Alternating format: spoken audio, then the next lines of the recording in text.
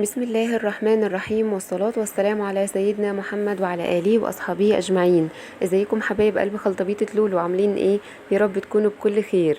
النهارده قلت اعمل لكم على الغدا صينيه بطاطس باللحمه، كلنا بنحبها وطعمها بيبقى لذيذ جدا. جربوها بقى بالوصفه دي، ان شاء الله هتعجبكم اكتر. يلا بينا نسمي بالله ونصلي على الرسول ونشوف عملناها ازاي.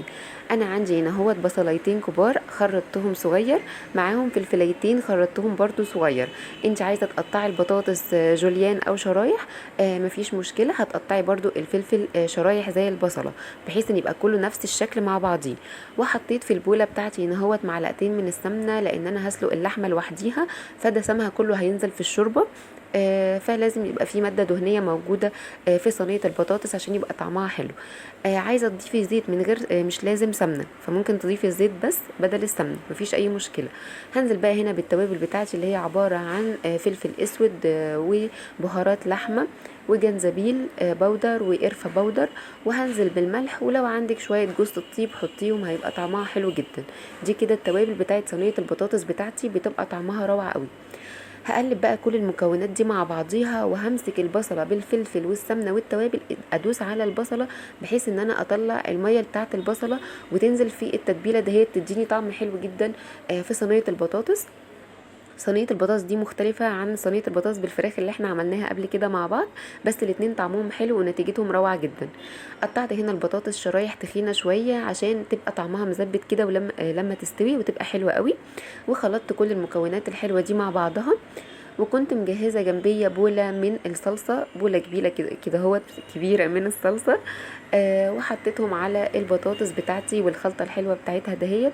عايزه تعملي الصينيه دهيت بيضه، مفيش اي مشكله. هتقطعي بس الطماطم شرايح بدل الصلصه، يعني نفس المقادير كلها ونفس المكونات، بس بدل الصلصه هتحطي طماطم شرايح، وخلاص على كده هتبقى اروع صينيه بطاطس بتاكليها. جهزت بقى الصواني بتاعتي، وهقسم المكونات بتاعتي دهيت على صينيتين. انت عايزه تعمليهم على صينيه واحده مفيش اي مشكله، انا هنا عملتهم على صينيتين. وبقى بوزع بقى الخلطه بتاعتي الحلوه دهيت على الصواني. وهضيف بقى شويه من الميه على البطاطس بتاعتي دهيت عشان تستوي فيها، لان انا مش حاطه لها اي ماده سائله خالص، فلازم نضيف لها شويه من الميه.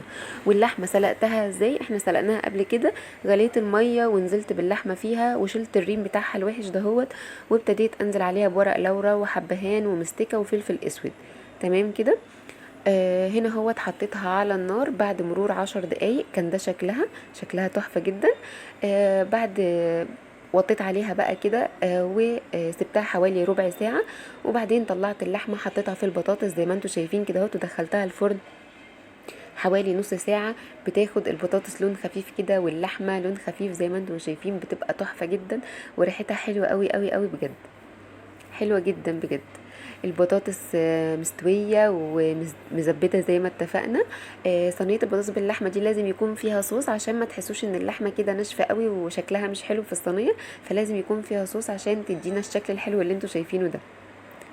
سهلة جدا وسريعة وطعمها اروع بجد.